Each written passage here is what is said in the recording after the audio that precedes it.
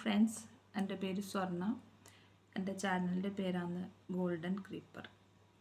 ഞാൻ ഇന്നത്തെ എൻ്റെ വീഡിയോയിൽ ഞാൻ ഉൾപ്പെടുത്തുന്നത് ഞാൻ എന്നെക്കുറിച്ച് തന്നെയാണ്. എന്നെക്കുറിച്ച് വെച്ചാൽ എൻ്റെ സ്റ്റോറി. അതിൽ ആരെല്ലാം ഉണ്ടാവും, അത് എങ്ങനെയല്ലാന്ന് അവരെ ഇൻട്രൊഡക്ഷന് ഒന്നും അറിയില്ല. പക്ഷേങ്കിൽ ഞാൻ ഒന്ന് പറഞ്ഞു തുടങ്ങട്ടെ. അപ്പോൾ എന്താണെന്ന് വെച്ചാൽ ഈ വീഡിയോ ആര് കാണും, എപ്പം കാണും ഒന്നും അറിയൊന്നുമില്ല. അപ്പം നിങ്ങളൊന്ന് ഈ വീഡിയോൻ്റെ അടിയിലൊന്ന് കമൻറ്റ് ചെയ്യണോ നിങ്ങൾ എപ്പോൾ കാണുന്നതെന്ന്. കാരണം ചിലപ്പോൾ 1 വ്യൂ 2 വ്യൂ അങ്ങനത്തെ ചിലപ്പോൾ കിട്ടും. കാരണം എൻ്റെ സ്റ്റോറി ആരെങ്കിലും കേൾക്കണമെന്നോ കേൾക്കാൻ താല്പര്യപ്പെടുവോ ഒന്നും അറിയില്ലല്ലോ. കാരണം സ്റ്റോറീസ് എല്ലാം ഒരുവിധം കേൾക്കാൻ താല്പര്യപ്പെടുന്നത് വലിയ വലിയ ആൾക്കാരുടേതും പിന്നെ ഹിസ്റ്ററി മേക്കേഴ്സിൻ്റെ എല്ലാം സ്റ്റോറീസ് കേൾക്കും. പിന്നെ ഒരു വീട്ടമ്മേൻ്റെ സ്റ്റോറി ആരും കേൾക്കുമൊന്നുമില്ലല്ലോ. അതും ഒരു തുടക്കക്കാരുത്തി എന്ന നിലയിൽ പറയുമ്പം തന്നെ വേർക്കുന്നുണ്ട്. എന്നാലും ഒരു ബുദ്ധിമുട്ട്, പറയണോ വേണ്ടയോ എന്ന് ചിന്തിച്ചിട്ട് അന്ന് ഇത്. പക്ഷേങ്കിൽ എൻ്റെ വ്യൂവേഴ്സിന് ഞാൻ ആരാണെന്ന് അറിയണ്ടേ. അപ്പോൾ അതുകൊണ്ട് ഞാൻ വിചാരിച്ച് ഇന്ന് എന്നെക്കുറിച്ചിട്ട് ആവാം ഈ വീഡിയോ എന്ന്.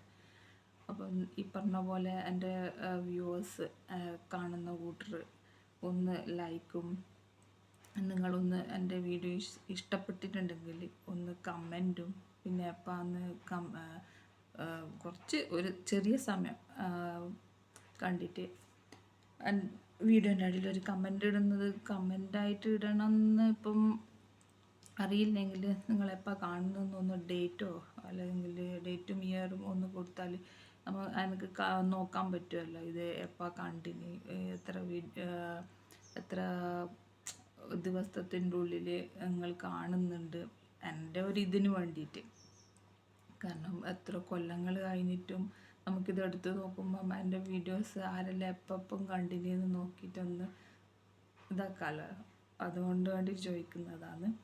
ഒന്ന് കമൻറ്റ് ചെയ്യുമ്പോൾ നിങ്ങളെ ആ ഡേറ്റ് ഒന്ന് കമൻറ്റ് ചെയ്താൽ മതി. അല്ലാണ്ട് വേറെ ഒന്നും ഇതാക്കൊന്നും വേണ്ട. അപ്പം ഞാൻ പഠിച്ചതും വളർന്നതും എല്ലാം എന്ന് വെച്ചാൽ എൻ്റെ അച്ഛൻ്റെ വീട്ടിലാണ്.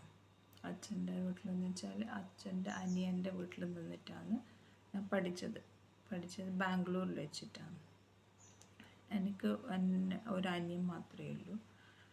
അമ്മ മരിച്ചിട്ട് 2 കൊല്ലമായി, ഇത് 3ാമത്തെ കൊല്ലമാണ്. അച്ഛൻ മരിക്കുമ്പോൾ നമ്മൾ ചെറിയ കുട്ടികളായിരുന്നു. ചെറിയ കുട്ടികളെന്ന് വെച്ചാൽ ഞാനൊരു 1.5 വയസ്സും എൻ്റെ അനിയന് ഒരു മാസങ്ങൾ മാത്രമേ ഉണ്ടായിട്ടുണ്ടായിരുന്നു. എന്നാണ്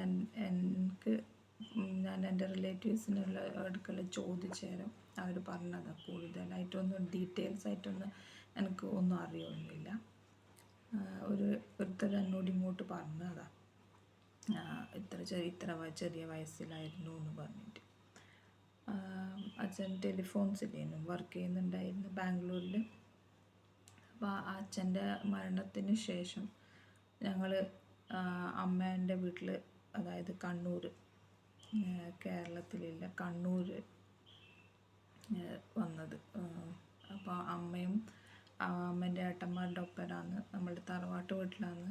പിന്നീട് ഞാൻ വളർന്നിട്ട് എൻ്റെ സ്കൂളിങ് 5ാം ക്ലാസ് വരെ ഞാൻ ചെയ്തത്. ഞാൻ 4th സ്റ്റാൻഡേർഡ് വരെയാണ് 4th വരെയാണ് നാട്ടിൽ പഠിച്ചത്. പിന്നെ പറഞ്ഞത് 5th എന്ന് മാറിപ്പോയി. ഓക്കെ, 4th സ്റ്റാൻഡേർഡ് വരെ നാട്ടിൽ പഠിച്ച്. എന്നിട്ട് പിന്നെ 4th സ്റ്റാൻഡേർഡിൻ്റെ വെക്കേഷൻ വന്നേരം ഞാനും അമ്മയും അനിയനും എല്ലാം ബാംഗ്ലൂരിൽ പോയി. ബാംഗ്ലൂരിലെന്ന് വെച്ചാൽ അച്ഛൻ്റെ വീട്ടിൽ, അച്ഛൻ ബാംഗ്ലൂരിൽ ഉള്ളത് മീൻസ് അച്ഛമ്മയെല്ലാം ബാംഗ്ലൂരിലാണ് വീട്ടിൽ നിൽക്കൽ. അപ്പനും ആൻറ്റിയും അച്ഛമ്മയും ബാംഗ്ലൂരിൽ. അപ്പോൾ അങ്ങനെ ഞാൻ അവരുടെ വീട്ടിൽ സമ്മർ വെക്കേഷനിൽ പോയവരാണ്.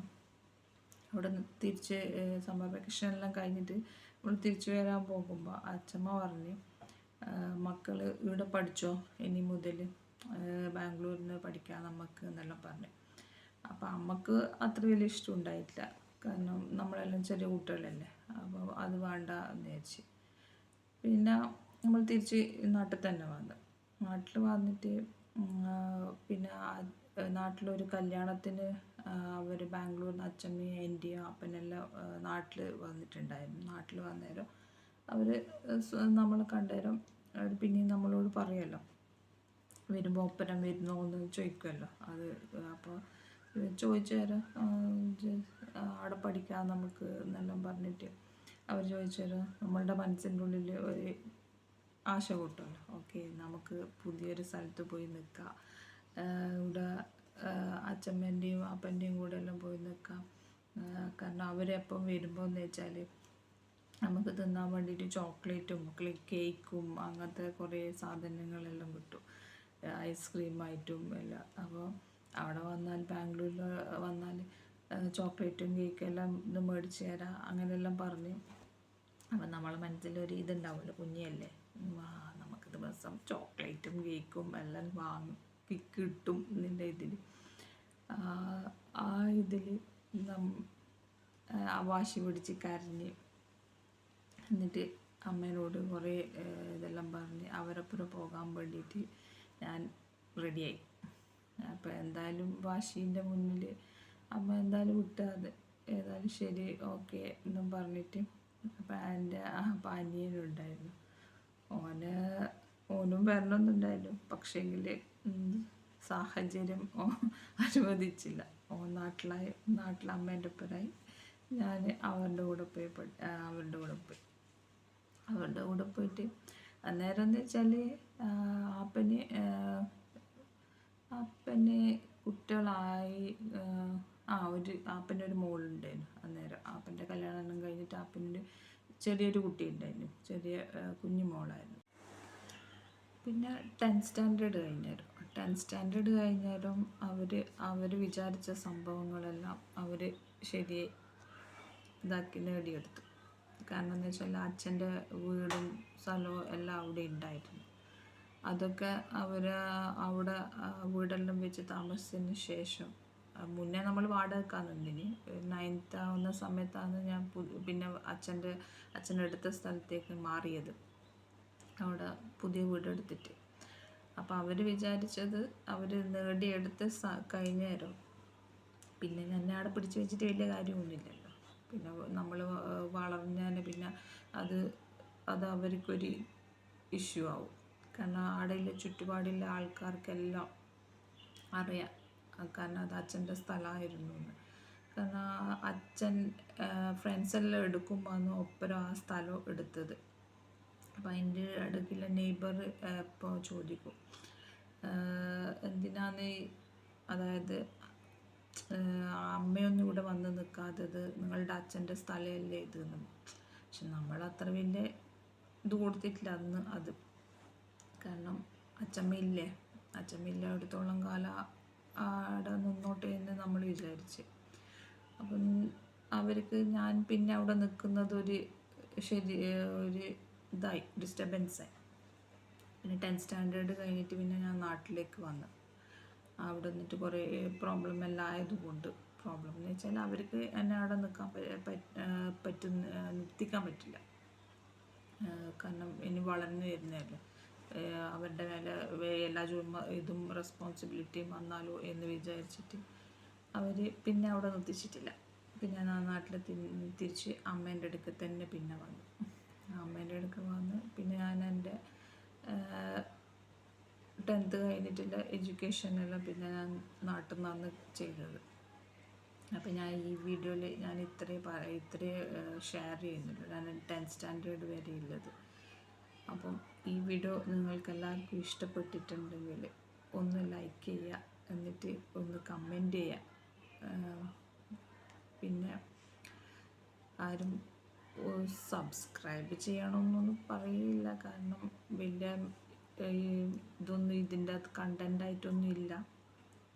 കാരണം എൻ്റെ ഒരു ലൈഫിൻ്റെ ഒരു ജസ്റ്റ് എ പീസ്, ഒരു ബിറ്റേ ഉള്ളൂ.